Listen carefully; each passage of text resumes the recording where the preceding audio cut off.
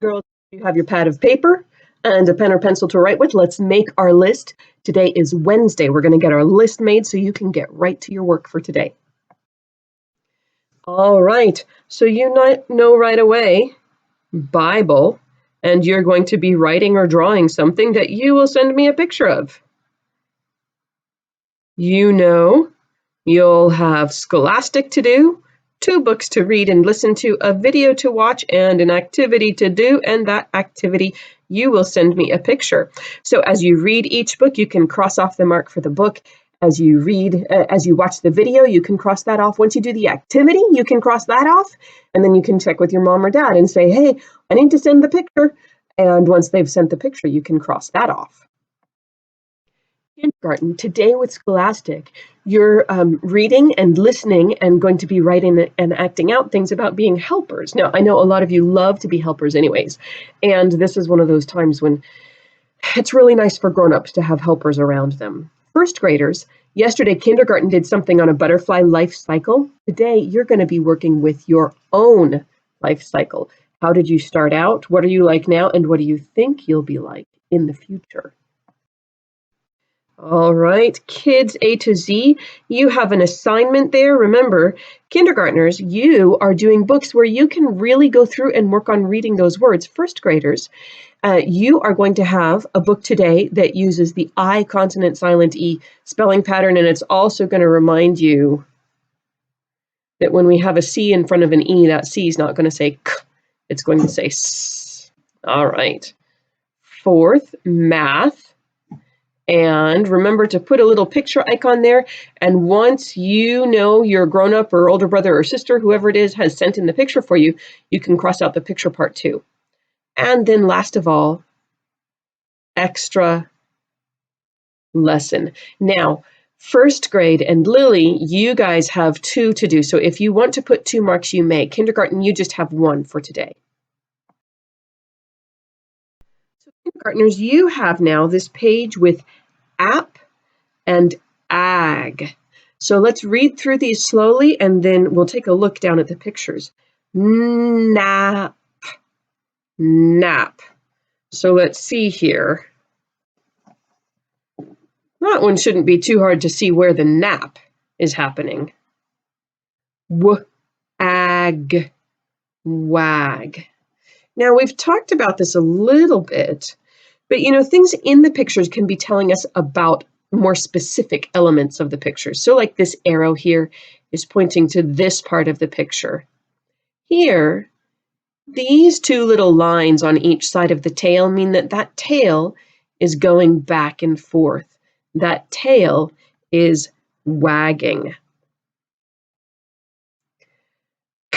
Cap, cap, rag, rag, map, map, ag, bag, ag, tag, lap, lap.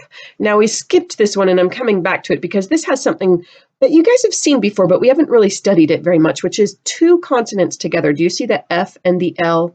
So those are a consonant blend, and I know you've heard me talking to first graders about them, but you haven't really worked with them a lot yet.